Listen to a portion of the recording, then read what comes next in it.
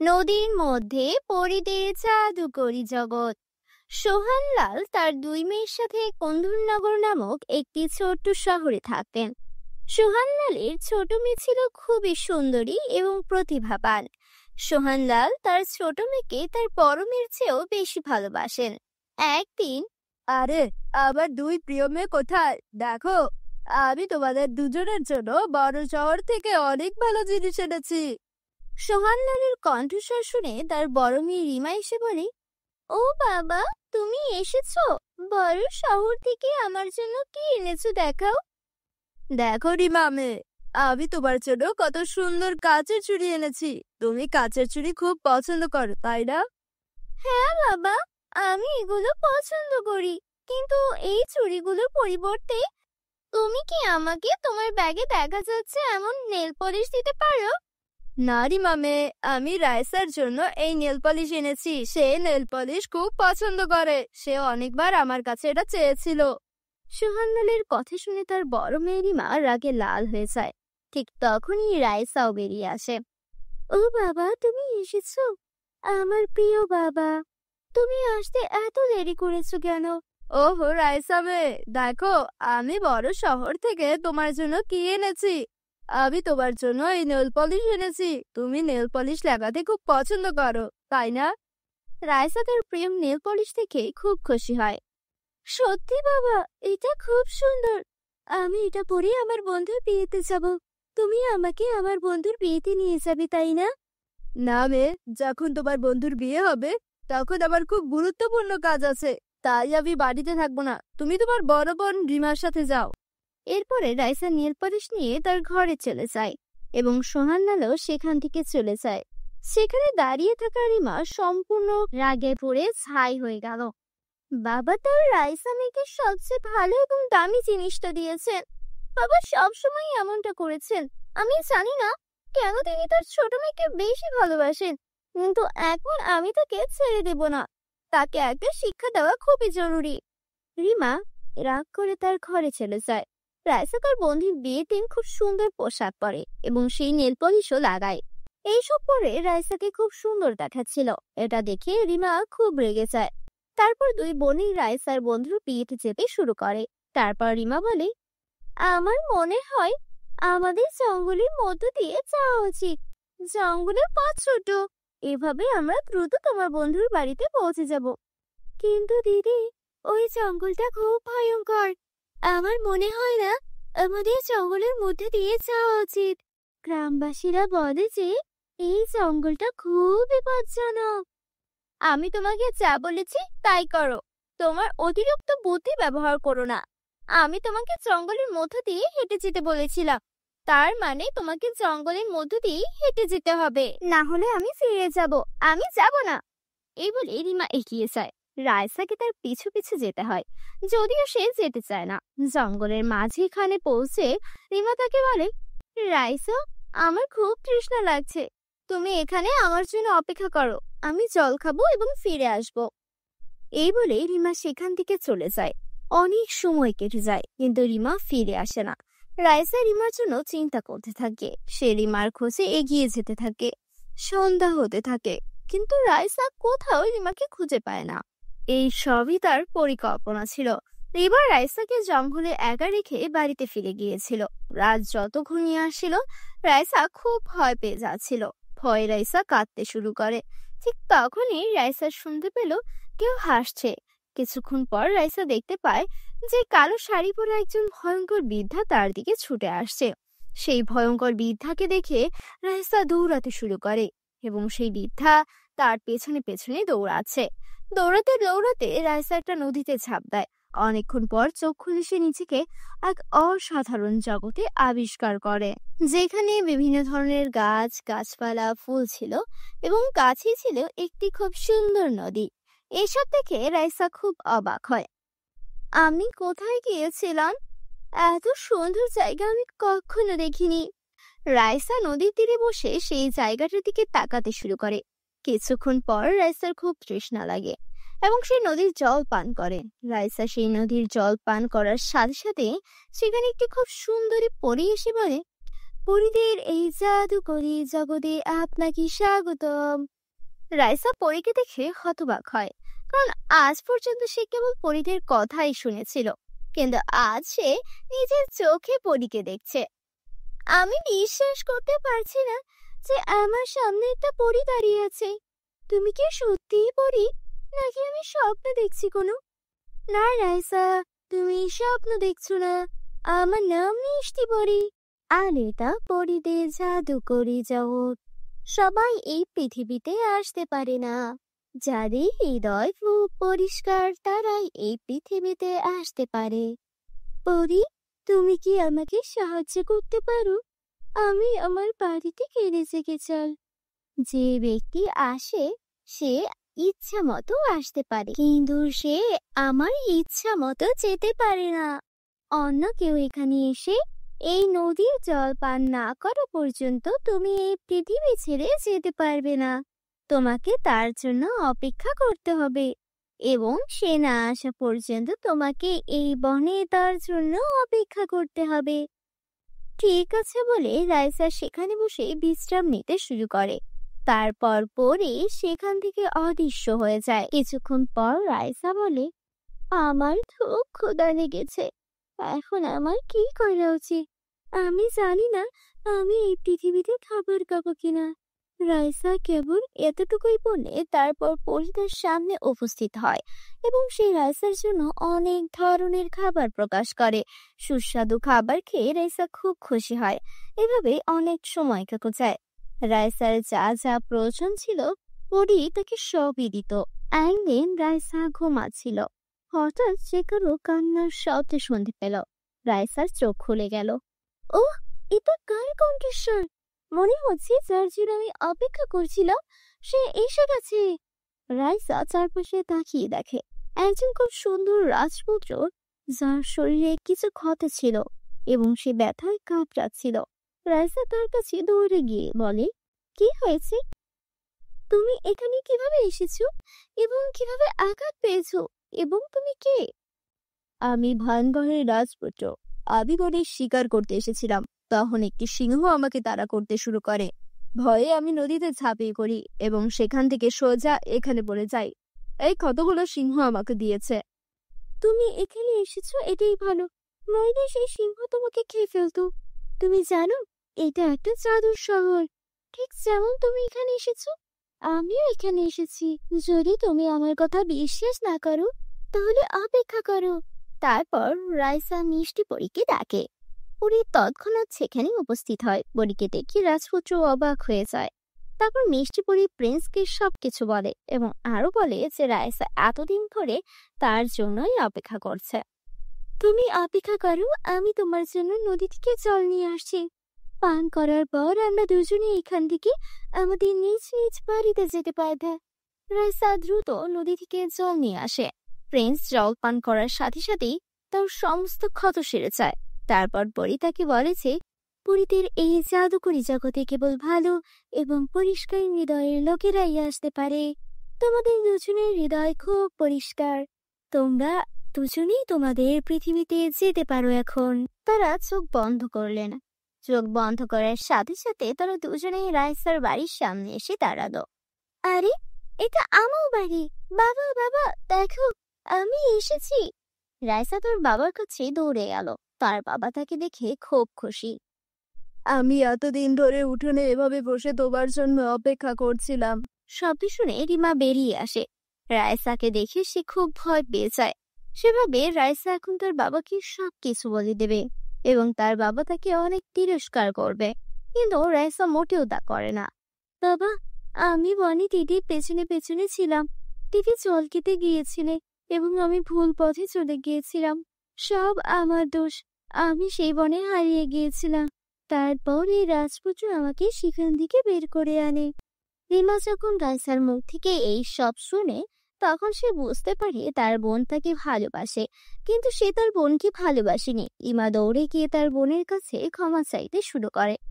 ঠিক আছে দিদি, এটা তোমার দোষ নয় এবং তোমার আমার কাছে ক্ষমা চাওয়া উচিত নয়। রাইসা তার পরিবারের প্রতি এবং তার সৌন্দর্যের প্রতি ভালো স্বভাব দেখে রাজপুত্র তার প্রতি আকৃষ্ট হয় এবং তাকে বিয়ের প্রস্তাব দেয়। রাইসা রাজপুত্রকে বিয়ে করতে হ্যাঁ বলে এবং কয়েকদিনের মধ্যেই সে রাজপুত্রের সাথে বিবাহ বন্ধনে আবদ্ধ হয়। রাইসা রাজপুত্রকে বিয়ে করার পর তার শ্বশুর বাড়িতেই সুখী জীবনযাপন করতে শুরু করেছে। আমাদের গল্পটি আপনার ভালো লেগে থাকলে চ্যানেলটিকে অবশ্যই সাবস্ক্রাইব করে দিবেন।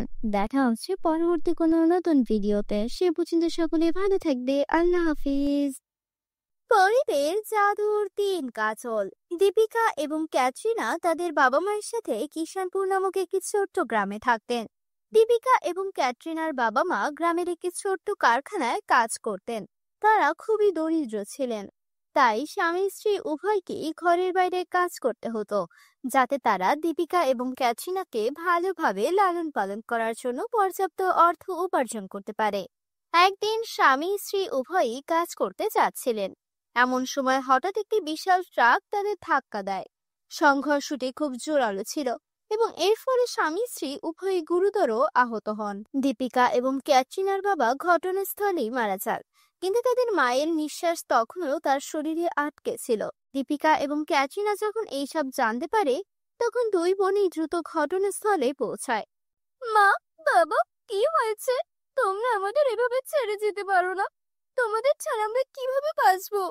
তারপর দীপিকার মা দীপিকা এবং ক্যাটরিনাকে ইশারায় ডেকে বলেন, মা, আমাদের ক্ষমা করো। আমরা দুজনেই তোমাদের ভালো জীবন দিতে চেয়েছিলাম, কিন্তু ঈশ্বরের হয়তো অন্য কিছু ইচ্ছা আছে।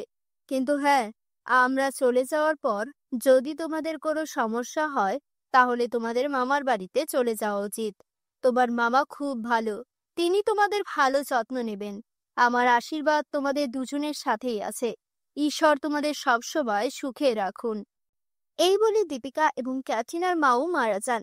দুই বোনই তাদের ভাগ্যের জন্য অনেক কাঁদে এবং তারপর কোনোভাবে অন্যদের সাহায্যে তারা তাদের বাবা মায়ের শেষকৃত্য করে তাদের বাড়িতে আসে। বন্ধুরা, তোমরা ছাড়া ছাড়া গল্পটি দেখছো, তোমাদের নাম কমেন্ট বক্সে কমেন্ট করে জানাও, কারণ তোমাদের নাম দিয়ে তৈরি হবে আমাদের পরবর্তী কার্টুন ভিডিও। দিদি, কি হয়েছে? মা বাবা ছাড়া আমি কিভাবে বাঁচবো? আমি যদি তাদের সাথে মারা যেতাম তাহলে ভালোই হতো।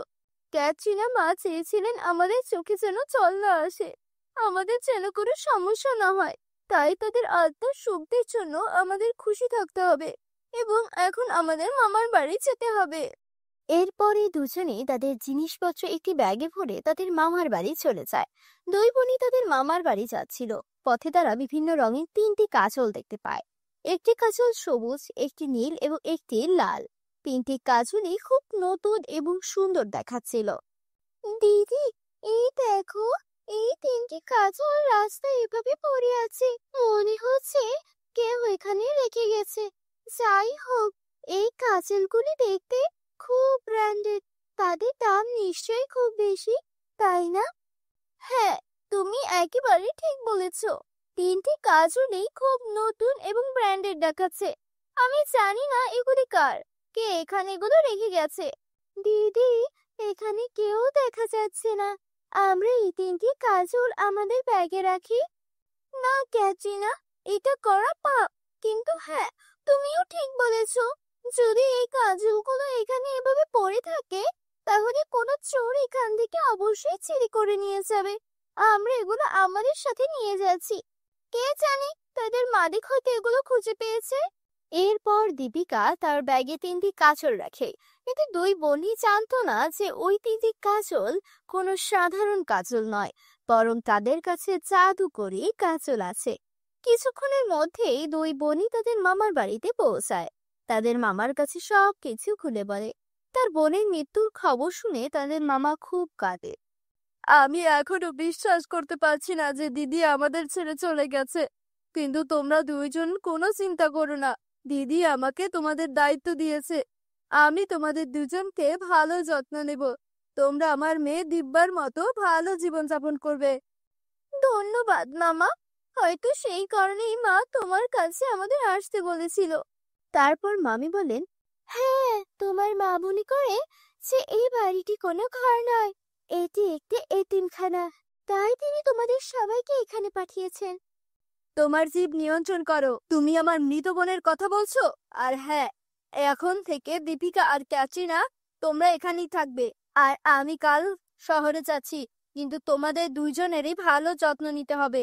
আমি চাই না দিদি চলে যাওয়ার পর তাদের কোনো সমস্যা হোক। সেই সময় দীপিকা ক্যাটরিনার মামি অর্থাৎ মোহিনী কিছু বলেন না, কিন্তু তার স্বামী চলে যাওয়ার পর তিনি দুই বোনকে তার ঘরে থেকে বলেন, তোমরা দুজনেই মনোযোগ দিয়ে শোনো। এটা কোনো এতিমখানা নয় যেখানে তোমরা মাথা উঁচু করে এসেছো। এখানে থাকতে চাইলে তোমাদের কাজ করতে হবে। তোমরা দুই বোনকে সকালের নাস্তা থেকে শুরু করে রাতের খাবার, কাপড়, বাসনপত্র এবং ঘর পরিষ্কার পরিচ্ছন্নতা পর্যন্ত ঘরের সমস্ত কাজ করতে হবে। তোমাদের দুই বোনকেই রান্নাঘরের দেখাশোনা করতে হবে। দীপিকা রান্না করবে আর ঘর পরিষ্কার করবে তোমার ছোট বোন। চিন্তা করো না মামি, আমি একাই সব কাজ করব। ক্যাটরিনা এখনো ছোট, সে এত কাজ করতে পারবে না। সে ঘরের কাজকর্মও জানে না। সে খাবার খেতে জানে, ঠিক যেভাবে খায় সেও একইভাবে কাজ করবে। তাদের মামার স্বভাব দেখে দুই বোনই ভেবেছিল যে তারা ভালোভাবে জীবনযাপন করতে পারবে, কিন্তু যা হয় তার ঠিক বিপরীত। দুই বোনই সারের মতো কাজ শুরু করে। দিন শেষ হয়, কিন্তু দুই বোনের কাজ শেষ হয় না। কাজ করার সময় ক্যাটরিনার হাতে ফোসকা পড়ে। দিদি দেখো, আমার হাতে ফোসকা পড়েছে। চলো এখান থেকে চলে যাই দিদি, চলো ফিরে যাই। আমরা আমাদের বাড়িতে থাকবো। ক্যাটরিনা, ওই বাড়িটা আমাদের নয়, ওই বাড়িটা ভাড়া বাড়ি। ওই বাড়িতে থাকতে হলে আমাদের ভাড়া দিতে হবে, যা আমাদের নেই। তাই বাধ্য হয়ে আমাদের এখানেই থাকতে হবে। সারাদিন কাজ করার পর দুই বোনই ক্লান্ত হয়ে তাদের ঘরে যায়, যেখানে দীপিকা ক্যাটরিনাকে বসিয়ে মোহিনীর কাছে খাবার আনতে আসে। মামি, তুমি বলেছিলে সারাদিন কাজ করার পর তুমি আমাদের খাবার দেবে। আমরা দুজনই খুব ক্ষুধার্ত। আমরা দুজনই সকাল থেকে কিচ্ছু খাইনি। দয়া করে আমাদের খাবার দাও। এখানে অপেক্ষা করো, আমি এখনই এনে দিচ্ছি। এই বলে মোহিনী রান্নাঘরে যায় এবং 2 দিনের পুরনো বাসি রুটি এবং একটি পেঁয়াজ নিয়ে আসে এবং দুই বোনের হাতে তুলে দেয়। মামি, এটা কি? তুমি কি দেখতে পাচ্ছ না? এটা খাবার। কিন্তু মামি, এটা তো বাসি রুটি আর পেঁয়াজ। আমরা এটা কিভাবে খাবো? আর যাই হোক, ক্যাটরিনা শুধু শুকনো খাবার গিলে খেতে পারে না। যদি তোমার কাছে সবজি না থাকে তাহলে আমাকে 1 গ্লাস দুধ দাও, আমি ওকে দুধের সাথে রুটি খাওয়াবো। তুমি কি মনে করো এই বাড়িটা একটা হোটেল? আমি তোমাকে দুধ, রুটি সবকিছু দেব। তোমাকে যা দেওয়া হবে তা খেয়েই তোমাদের বেঁচে থাকা উচিত। আর তোমার বোন রাজকন্যা নয়। বেচারা দীপিকা আর কিচ্ছু বলে না। দিদি, এটা কেমন পশুর মতো খাবার? মামি সারাদিন আমাদের এত কাজ করিয়ে এটা খেতে দিল। আমার মনে হচ্ছে আমাদের ভাগ্য ফুরিয়ে গেছে, তাই আমাদের সাথে এমনটা হচ্ছে।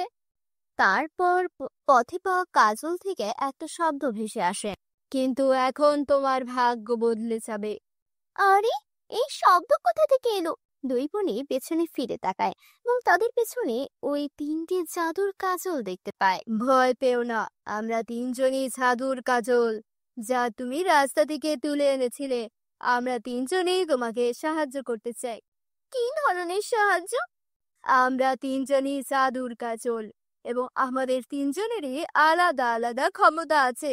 যদি তুমি নীল কাজলটি খুঁজে পাও এবং যদি তুমি যে কোনো খাবার স্পর্শ করো, এটি সম্পর্কে চিন্তা করো, তাহলে তুমি সেই খাবার পাবে। যদি তুমি সবুজ কাজলটি স্পর্শ করো এবং যে কোনো পরিমাণ সম্পর্কে চিন্তা করো, তাহলে তুমি সেই পরিমাণ পাবে।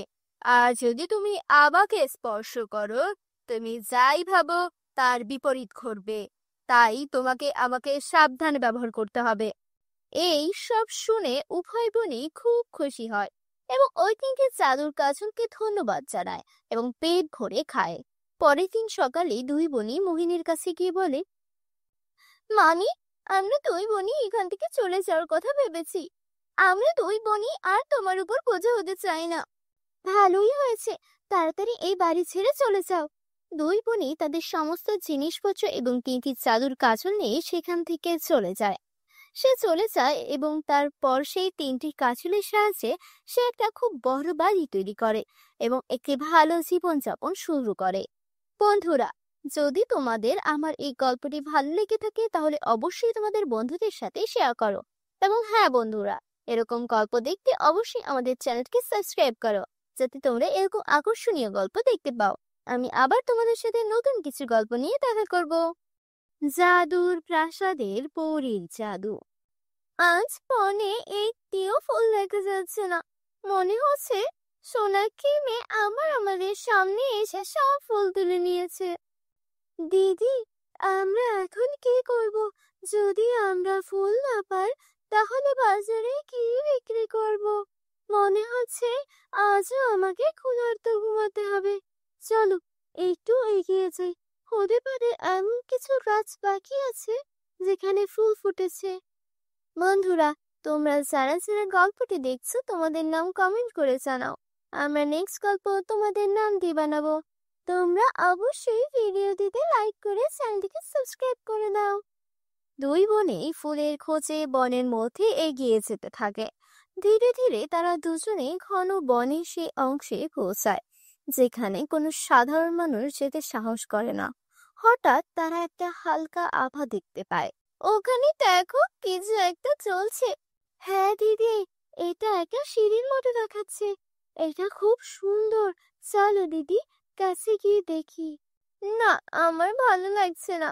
এই জঙ্গলে কেউ আসে না বা যায় না, এবং এই উজ্জ্বল সিঁড়ি দিয়ে অবশ্যই কোনো জাদু। চলো এখান থেকে ফিরে যাই। প্লিজ দিদি, একবার গিয়ে দেখি।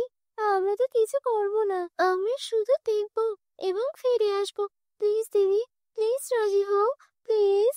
অবশেষে সে রাজি হয় এবং দুই বোন ধীরে ধীরে উজ্জ্বল সিঁড়ির দিকে এগিয়ে যায়। কাছে পৌঁছানোর সাথে সাথে তারা দুজনেই অবাক হয়ে যায়। সেই সিঁড়িটি আকাশের দিকে বাতাসে উপরে উঠেছিল এবং তাও স্বপ্নের মতো জ্বলন্ত আলো দিয়ে তৈরি। সেই সিঁড়ি থেকে একটি দুর্দান্ত আলো বেরিয়ে আসছিল। এটি সত্যি আকাশে উপরে উঠছে, কিন্তু এটি কোথায় যাচ্ছে? তারা দুজনে এই কথা ভাবছিল। হঠাৎ তাদের কানে পায়েলের শব্দ প্রতিধ্বনিত হলো। মনে হচ্ছে কেউ আসছে। তাড়াতাড়ি এসো, দেখো এখানে এই প্রাসাদটি দেখা যাচ্ছে। চলো আমরা সেই প্রাসাদের বাগানে লুকিয়ে থাকি। হ্যাঁ দিদি, তাড়াতাড়ি এসো। তারা দুই বোন প্রাসাদের কাছে বাগানে গিয়ে একটি বড় গোলাপ গাছে আড়ালে লুকিয়ে পড়ল। গাছের পাতার ফাঁক দিয়ে তাকিয়ে তারা দেখতে পেল আকাশ থেকে নেমে আসা সিঁড়িতে দুটি অতি সুন্দরী পরী ধীরে ধীরে নেমে আসছে। তাদের পোশাক ছিল মুক্তা আর রেশমের তৈরি। তাদের চুলে ছিল এক জাদুকরি চকচকে ভাব এবং তাদের পিঠে ছিল সুন্দরী সোনালী ডানা। দুজনেই দেখতে খুব সুন্দর।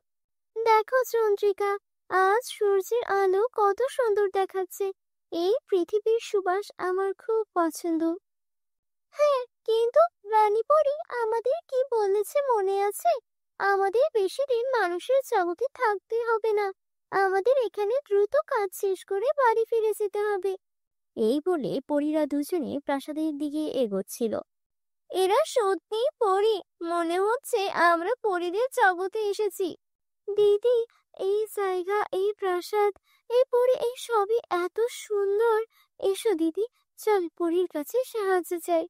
আমি বই পড়েছিলাম পরীরা সব সময় গরিবদের সাহায্য করে। এসো দিদি, প্লিজ এসো। চুপ থাকো, দেখো সে আমাদের দিকে আসছে। কে? কে ওখানে? কে ওখানে? এসো, বেরিয়ে এসো। দেখো, আমরা তোমার কোনো ক্ষতি করব না, বেরিয়ে এসো। এই কথা শুনে তারা আর ঐশী ফুলের আড়াল থেকে ধীরে ধীরে বেরিয়ে আসে। তোমরা দুজনই তো মানুষ, তোমরা এখানে কিভাবে এসেছো? তুমি কি জানো এটা আমাদের পরিদের তৈরি একটি জাদুকরি বন? আর তুমি এই প্রাসাদটা দেখছো? এই প্রাসাদটা তো আমাদের পরিদের জাদুকরি প্রাসাদ। আমরা ভুল করেছি পরি, দয়া করে আমাদের ক্ষমা করে দাও। দিদি, একবার পরীর কাছে সাহায্য চাইতে চেষ্টা করো, প্লিজ দিদি। চুপ করে এখান থেকে চলে যাও, অপেক্ষা করো। শোনো, তুমি কি আমাদের কিছু বলতে চাও? বলো, তুমি কি বলতে চাও? পরি, আমরা দুই বোন এতিম। এই পৃথিবীতে আমাদের কেউ নেই। আমরা কোনোভাবে জঙ্গল থেকে ফুল তুলে মন্দিরে বিক্রি করে বেঁচে থাকার ব্যবস্থা করি। কিন্তু গত কয়েকদিন ধরে সোনাক্ষী নামের একটি মেয়ে আমাদের সামনে এসে জঙ্গলের সব ফুল তুলে নেয়, যার কারণে আমরা কিছুই আয় করছি না। আমরা 2 দিন ধরে কিচ্ছু খাইনি। তুমি কিভাবে জানো যে সোনাক্ষী জঙ্গল থেকে সব ফুল তুলে নিয়েছে? পরে আমরা তো জানি না, কিন্তু সোনাক্ষী কয়েকদিন আগে আমাদের হুমকি দিয়েছিল যে যদি আমি মন্দিরের বাইরে ফুল বিক্রি বন্ধ না করি, তাহলে সে জঙ্গল থেকে সব ফুল চুরি করবে, যাতে আমরা আর কখনো ফুল বিক্রি করতে না পারে। কি? এর মানে সোনাক্ষী জঙ্গলের সুন্দর গাছগুলিতে ওষুধ ব্যবহার করেছিল, যাতে এই গাছগুলি আর কখনো ফুল না ফুটতে পারে? এর মানে হলো রানীমায়ের সন্দেহ একেবারেই সঠিক ছিল। এই সবই সেই দুষ্ট মেয়েটি করেছে। আচ্ছা, তোমরা দুই বোন চিন্তা করো না, আমরা পরীরা সব সময় ভালো মানুষকে সাহায্য করি। তুমি কি এই প্রাসাদটি দেখো? এই প্রাসাদের ভেতরে যাও এবং যত খুশি সোনা রূপা নিয়ে যাও। না পরি, আমরা সোনা রূপা চাই না, আমরা শুধু প্রতিদিন তাজা ফল বিক্রি করতে চাই। আমরা এতেই বেঁচে থাকবো, কারণ আমার মা সব সময় কঠোর পরিশ্রম করে জীবিকা নির্বাহ করতে শিখিয়েছেন, এবং আমরা দুই বোনই আমাদের কঠোর পরিশ্রম করে জীবনযাপন করতে চাই। যদি তুমি আমাকে কিছু দিতে চাও, তাহলে আমাকে একটি সুন্দর গাছ দাও। হ্যাঁ পরি, দিদি একেবারে ঠিক বলেছে। ওহ বাহ, তুমি খুব ভালো, আর তোমার মনও খুব ভালো। এই প্রাসাদের প্রথম গেটে তুমি একটি সুন্দর জাদুকরি ফুলের গাছ পাবে। এই ফুলগুলো কখনো ম্লান হবে না এবং কখনো শেষ হবে না। তুমি এটা নিয়ে উঠোনে লাগাও, তোমরা কখনোই ফুলের অভাব হবে না, আর দূর দূরান্ত থেকে মানুষ তোমার ফুল কিনতে আসবে। তোমাকে অনেক ধন্যবাদ পরি। বন্ধুরা, তোমরা যারা যারা গল্পটি দেখছো, তোমাদের নাম কমেন্টে লিখে জানাও। আমরা নেক্সট গল্প তোমাদের নাম দিয়ে বানাবো। তোমরা অবশ্যই ভিডিওতে লাইক করে চ্যানেলটিকে সাবস্ক্রাইব করে দাও। এই বলে দুই বোনই জাদুকরি প্রাসাদের প্রথম গেটের কাছে যায়। তারপর তারা দেখতে পায় যে সেখানে একটি খুব সুন্দর ফুলের গাছ লাগানো হয়েছে এবং কাছে প্রচুর সোনা ও রূপার মোজা রাখা আছে। তারপর হঠাৎ সোনা রূপার মোজা থেকে একটি আওয়াজ আসে। আরে এটা কি? তুমি কি এই সাধারণ গাছটিকে তোমার সাথে নিয়ে যাচ্ছ? আরে যদি তোমার এটা নিতেই হয়, তাহলে আমাদেরও তোমার সাথে নিয়ে যাও। আমরা ওই জাদুকরি প্রাসাদের জাদুকরি মোজা। আমরা তোমার দারিদ্র্য চিরতরে শেষ করতে পারি, আর তোমাকে এত ধনী করতে পারি যে তুমি তোমার পুরো জীবন আরামে কাটাতে পারো। চলো, আমাকে তাড়াতাড়ি তোমার সাথে নিয়ে যাও। না না, আমরা টাকা চাই না। এই কথা বলার পর দুই বোনই ঐন্দ্রজালিক প্রাসাদ থেকে একটি গাছ বের করে এবং পরীকে ধন্যবাদ জানিয়ে তাদের বাড়িতে ফিরে আসে। ঐন্দ্রজালিক প্রাসাদের গাছগুলো তাদের বাড়ির উঠোনে লাগায়। পরের দিন সকালে যখন সেই ঘুম থেকে উঠে, সে দেখে যে ঐন্দ্রজালিক প্রাসাদটি একটি গাছে পরিণত হয়েছে এবং এতে খুব সুন্দর এবং আশ্চর্যজনক ফুল ফুটেছে, যার সুবাস দূর দূরান্তে ছড়িয়ে পড়েছে। দিদি, এই ফুলটি খুব সুন্দর। এর আগে আমি কখনো এমন ফুল দেখিনি। হে তারা, আমি আমার জীবনে এত সুন্দর ফুল দেখিনি। এরপর দুই বোনই ফুলগুলো তুলে বিক্রি করতে যায়। কিছুক্ষণের মধ্যেই তার সব ফুল বিক্রি হয়ে যায়। অন্যদিকে এখন সোনাক্ষীর কাছ থেকে কেউ ফুল কেনে না। এটা দেখে সোনাক্ষী খুব ঈর্ষান্বিত হয়। এভাবেই দিন কেটে যায়। সীতারার ফুল কয়েকদিনের মধ্যে পুরো গ্রামে বিখ্যাত হয়ে যায়।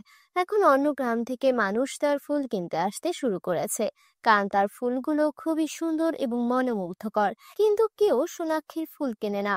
ঐশী ও তারার ফুলের মধ্যে এমন কি আছে যে আমার কাছে নেই? ওদের কাছ থেকে কেন সকলে ফুল কেনে? সে এই আশ্চর্যজনক ফুলের গাছটি কোথা থেকে পেল? আমাকে খুঁজে বের করতে হবে। তারপর সোনাক্ষী ঐশীকে সেই ফুল সম্পর্কে সবকিছু প্রকাশ করতে বাধ্য করে। তাই এই সব ঘটেছে পরীর জাদুর প্রাসাদের ফুলের কারণে। আমাকেও সেখানে যেতে হবে এবং একই রকম একটি গাছ আনতে হবে। এই ভেবে সোনাক্ষীও পরীর জগতে নির্মিত জাদুর প্রাসাদে পৌঁছে যায় এবং সে সরাসরি জাদুর প্রাসাদে প্রবেশ করে। বাহ, সেই বোকা ঐশী বলেছিল যে আমি এখানে একটি ফুলের গাছ পাবো, কিন্তু এখানে প্রচুর সোনা এবং রূপা আছে। আমি এখান থেকে সমস্ত সোনা এবং রূপা নেব এবং পৃথিবীর সবচেয়ে ধনী ব্যক্তি হয়ে উঠবো। কেউ এখানে আসার আগে আমি দ্রুত সমস্ত সোনা এবং রূপা সংগ্রহ করব। এরপর সোনাক্ষী সব সোনা রূপা একটা বস্তায় ভরে সেখান থেকে চলে যায়। ঠিক তখনই সেই দুটি জাদুকরি বুড়ি সেখানে আসে। তাহলে তুমি সেই দুষ্ট ব্যক্তি যে তার ঈর্ষা ও হিংসার বশে এই বনের নিষ্পাপ ফুলের উপর রাসায়নিক ঢেলে দিয়েছিলে, যাতে সেগুলোতে আর ফুল না ফোটে, এবং এখনই তুমি আমাদের অনুমতি ছাড়াই আমাদের জাদুকরি প্রাসাদ থেকে সোনা রূপা নিচ্ছ। এই জন্য তোমাকে শাস্তি দেওয়া হবে। এই বলে পরী সোনাক্ষীকে বানরে পরিণত করে। এটাই তোমার কৃত কর্মের শাস্তি। এখন থেকে তুমি পুরো 1 মাস ধরে বনে বানরের মতো এখানে সেখানেই ঘুরে বেড়াবে। তবেই তুমি বুঝতে পারবে বিনা কারণে কাউকে কষ্ট দেওয়ার শাস্তি কি। বন্ধুরা, তোমরা যারা যারা ভিডিওটি শেষ পর্যন্ত দেখেছো কমেন্ট করে আমাদের জানিয়ে দিও। জাদুকরি জগতের পরীর লেহেঙ্গার জাদু। ছোট্ট একটি গ্রামে শান্তা তার সৎ মায়ের সাথে বাস করত। শান্তা একদিন ঘুমের মধ্যে স্বপ্নে দেখে সে একটা রূপকথার জগতে চলে গেছে। আরে বাহ, কত সুন্দর একটা জায়গা এটা। এখানে তো সব কিছু জাদুকরি। ওয়াও, গাছটা কত সুন্দর লাগছে। হ্যাঁ শান্তা, এটা একটা জাদুকরি জগৎ, আর তুমি এখন সেই জগতে আছো। কি জাদুকরি জগৎ? আমি সত্যি সত্যি জাদুকরি জগতে এসেছি। সঙ্গীতা একটু সামনে গিয়ে যায় আর দেখতে পায় এক অসাধারণ সুন্দর লেহেঙ্গার গাছ। আরে বাহ, এটা তো জাদুকরি লেহেঙ্গার গাছ। আমার তো পরার মতো কাপড়ও নেই। এখন এই গাছ থেকে সুন্দর কিছু লেহেঙ্গা তুলে নিই। আরে এটা কি? এটা ছিঁড়ছে না কেন? নিচে নেমে আয়। আরে এটা তো ওরা উপরে উঠে গেল। বন্ধুরা, তোমরা যারা যারা গল্পটি দেখছো তোমাদের নাম কমেন্ট বক্সে কমেন্ট করে জানাও, কারণ তোমাদের নাম দিয়ে তৈরি হবে আমাদের পরবর্তী কার্টুন ভিডিও। ঠিক তখনই শান্তার কানে তার সৎ মায়ের গলা ভেসে আসে। আরে ও রানী, আজও ঘুমাতেই থাকবে নাকি? উঠে ঘরের কাজকর্ম করবি না? সব সময় কুম্ভকর্ণের মতো ঘুমায়। শান্তা তখন মনে মনে বলতে থাকে, কি সুন্দর স্বপ্ন ছিল। ইস, যদি আমি ওই জাদুকরি লেহেঙ্গাগুলো নিজের হাতে ছুঁতে পারতাম। উঠবি না নাকি এভাবেই পাগলের মতো হাসতে থাকবি? গতকালের মার খেয়েও ভুলে গেছিস নাকি? না মা, যাচ্ছি এখনই। এই বলে শান্তা কাছে লেগে যায়। ঠিক তখনই তার সৎ বোন অনন্যা ঘুম থেকে ওঠে। আরে 10টা বেজে গেছে, আজ আমাকে শপিং এ যেতে হবে। তাড়াতাড়ি গোসল করে আসি। তারপর অনন্যা একটা ড্রেস নিয়ে শান্তাকে বলে, শোন কাজের মেয়ে, আমার এই ড্রেসটা ভালো করে আয়রন করে দে। আমি গোসল করতে যাচ্ছি, ভালো করে করবি, না হলে মাকে বলে আবার তোকে মার খাওয়াবো। এই বলে অনন্যা গোসল করতে চলে যায়। শান্তা তাড়াতাড়ি অনন্যার ড্রেস আয়রন করতে শুরু করে। বন্ধুরা, তোমরা যারা যারা গল্পটি দেখছো তোমাদের নাম কমেন্ট বক্সে কমেন্ট করে জানাও, কারণ তোমাদের নাম দিয়ে তৈরি হবে আমাদের পরবর্তী কার্টুন ভিডিও। আরে বাহ, অনন্যা এই ড্রেসটা কত সুন্দর। এই ড্রেসটা পরে একেবারে পরীদের মতো লাগবে অনন্যাকে। ইস, আমি যদি এমন একটা সুন্দর ড্রেস পরতে পারতাম। তখনই সেখানে অনন্যা চলে আসে আর বলে, তোর কানে কিছু ঢুকছে না? কবে থেকে তোর কাছে এই ড্রেসটা চাইছি। আরে হ্যাঁ অনন্যা, এই নাও তোমার ড্রেস। আরে তুই তুই এটা কি করেছিস? তুই আমার সবচেয়ে প্রিয় ড্রেসটা এভাবে পরিয়ে ফেলেছিস। আমি তোকে ছাড়বো না। মা, মা, দেখো না এই শান্তা কি করেছে। আরে কি হয়েছে? আবার কি করলো এই আবাগিনী? মা, দেখো না, ও আমার সবচেয়ে দামি ড্রেসটা পরিয়ে দিয়েছে। কি রে আভাগী, আমার মেয়ের ড্রেসটা পুড়িয়ে দিয়েছিস কেন? মা, আমার কিছুই জানা নেই, আমি শুধু আয়রন করছিলাম, আমি ড্রেসটা পরাইনি মা। একে তো ভুল করিস, আবার মিথ্যেও বলিস। দেখছি তোর জীব অনেক বেশি চলছে। দাঁড়া, তোকে এখন দেখাচ্ছি। এই বলে সৎমা দামিনী শান্তাকে খুব মারতে থাকে। মা, ও এমনিতে ঠিক হবে না। যদি ওকে এখনই না না তাড়ানো হয়, ভবিষ্যতে আরো বিপদ করবে। ওকে বাড়ি থেকে বের করে দাও। তুই একদম ঠিক বলেছিস। এই মেয়ে কোনো কাজেই আসে না, শুধু খেয়ে খেয়ে যাচ্ছে। চল বের হ আমার বাড়ি থেকে। মা, মা, দয়া করে আমাকে মাফ করে দিন। এই পৃথিবীতে আপনাদের ছাড়া আমার আর কেউ নেই। আমি কোথায় যাব মা? আপনি যা বলবেন আমি তাই শুনবো, কিন্তু আমাকে বের করে দেবেন না প্লিজ। মা, ওর কথাই বিশ্বাস করো না, না হলে আবারও এই ভুল করবে। ঠিক আছে, আমি তোকে এক শর্তে এই বাড়িতে থাকতে দেব। তুই বাইরে গিয়ে কাজ করবি আর নিজের উপার্জনের টাকা দিয়ে আমার মেয়ের জন্য একদম সেম এরকমই ড্রেস নিয়ে আসবি, আর তখনই আমি তোকে আবারও এ বাড়িতে থাকতে দেব। আমি এখন কোথায় যাব? কিন্তু আমি বুঝতে পারছি না, ড্রেসটা তো আমি পরাইনি। আমি নিজ হাতে ওটা আয়রন করছিলাম, তবে ওটা হঠাৎ করে পড়ে গেল কিভাবে? এখন আমি সেই রকম আরেকটা ড্রেস কোথা থেকে আনবো? শান্তা সারাদিন কাজ খুঁজে এখানে ওখানে ঘুরে বেড়ায়, কিন্তু কোথাও কাজ পায় না। এক দোকানের সামনে গিয়ে বলে, মালকিন, আপনার দোকানে কোনো ছোটখাটো কাজ পাবো কি?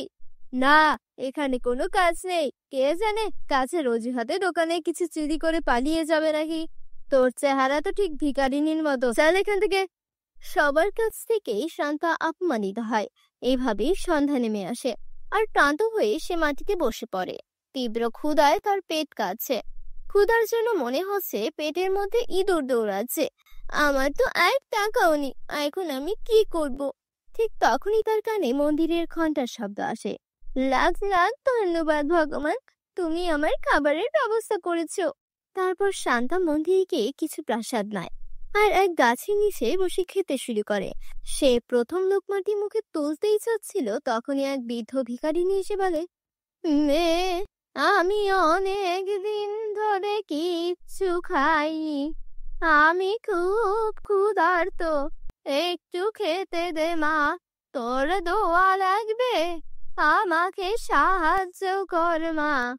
মা, এই নিন, এই খাবার আপনি খান, বেঁচে থাক মা, ভগবান যেন তোমার সব সময় সাহায্য করে। এই বলে বৃদ্ধা চলে যায়। শান্তা মন খারাপ করে হাঁটতে শুরু করে। তখনই সে দেখতে পায় এক হরিণী তার আশেপাশে লাফাচ্ছে। আমার কেন যেন মনে হচ্ছে হরিণীটা যেন আমাকে কিছু বলতে চাইছে। প্রিয় হরিণী, শান্ত হও, বলো আমি কিভাবে তোমাকে সাহায্য করতে পারি। এই শুনে হরিণী চলে যেতে শুরু করে। ওহ, বুঝেছি, তুমি আমাকে কোথাও নিয়ে যেতে চাইছো। ঠিক আছে, আমি প্রস্তুত, চলো। বন্ধুরা, তোমরা যারা যারা গল্পটি দেখছো, তোমাদের নাম কমেন্টে লিখে জানাও, কারণ তোমাদের নাম দিয়ে তৈরি হবে আমাদের পরবর্তী কার্টুন ভিডিও। হরিণী তাকে এক আশ্চর্য গাছের কাছে নিয়ে যায়। গাছটি থেকে এক আশ্চর্য রশ্মি বের হতে থাকে। দেখতে দেখতে সেই গাছটি জাদুকরি লেহেঙ্গার কাছে রূপান্তরিত হয়, আর হরিণীটি এক সুন্দর পরীতে রূপ নেয়। ভয় পেও না শান্তা, তুমি এবার স্বপ্ন দেখছো না, এটা বাস্তব। কি? আমার স্বপ্নের জাদুকরি লেহেঙ্গা? এটা সত্যি কিভাবে হতে পারে? হ্যাঁ শান্তা, যারা সৎ ভালো মন নিয়ে স্বপ্ন দেখে তাদের স্বপ্ন একদিন সত্যি হয়। তুমি সব সময় অন্যদের সাহায্য করেছো, আর যারা অন্যদের সাহায্য করে তাদের সাহায্য করতেই আমরা কোনো না কোনো রূপে ফিরে আসি। শান্তা, জাদুকরি গাছটা অদৃশ্য হওয়ার আগেই তুমি তোমার জন্য একটা সুন্দর লেহেঙ্গা নিয়ে নাও। কিন্তু পরে আমি এই লেহেঙ্গা নিতে পারি না। আমার বোন অনন্যার জন্য ঠিক এমনই একটা লেহেঙ্গা দরকার। ওর প্রিয় লেহেঙ্গাটা আমার ফুলে পুড়ে গিয়েছিল। সাদা সিধে শান্তা, সেই ড্রেসটা তুমি পরাওনি। তুমি যখন সেটা আয়রন করে অন্যকে পরতে দিয়েছিলে, ঠিক তখনই সে ওটা পাল্টে দিয়েছিল, যাতে সে তোমাকে বাড়ি থেকে বের করে দিতে পারে। কি? অনন্যা আমার সঙ্গে এমনটা করলো কেন?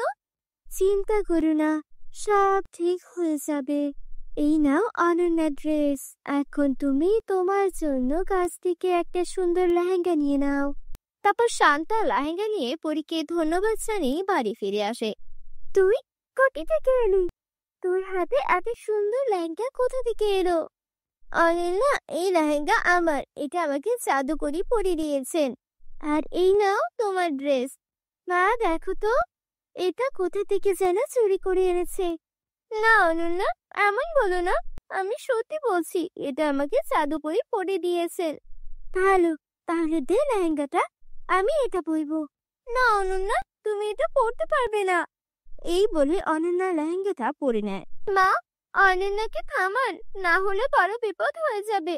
আর তখনই ভেতর থেকে অনন্যার চিৎকার আসে।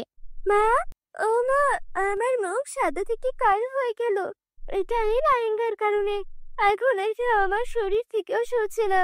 মা, কিছু করো। কি রে অভাগিনী, তুই লেহেঙ্গায় কি জাদুটোনা করে এনেছিস যে আমার মেয়ের এই দশা? মা, আমি আগেই বলেছিলাম এই লেহেঙ্গা শুধু আমার জন্য। এখন শুধু জাদুকরি গাছে এর উত্তর দিতে পারবে। চলো আমার সঙ্গে। তারা সবাই সেই গাছের কাছে যায়। পরী বলে, এটা তোমার মেয়ের কর্মফলের ফল। লোভী ও মিথ্যাবাদীদের এই পরিণতি হয়। তোমার মা মেয়ে মিলে শান্তার উপর অনেক অত্যাচার করেছ, এটা তারই শাস্তি। জাদুকরি গাছ, দয়া করে এদের ক্ষমা করে দে। ও আমার মা, ও আমার বোন, যদি ওদের কোনো ভুল হয়ে থাকে তাহলে সেই শাস্তি আমাকে দিন, কিন্তু ওদের মাফ করে দিন। এই কথা শুনে অনন্যা ও তার মা নিজেদের ভুল বুঝতে পারে আর শান্তার কাছে ক্ষমা চায়। তারপর জাদুকরি গাছ অনন্যাকে আগের অবস্থায় ফিরিয়ে দেয়। সবাই একসাথে আনন্দে বসবাস করতে থাকে। বন্ধুরা, কেমন লাগলো আমাদের আজকের এই গল্পটি কমেন্ট করে জানাও, কারণ তোমাদের নাম দিয়ে তৈরি হবে আমাদের পরবর্তী কার্টুন ভিডিও। তো দেখা হচ্ছে পরবর্তী কোনো ভিডিওতে। সে পর্যন্ত সকলে ভালো থেকো, সুস্থ থেকো, খোদা হাফেজ।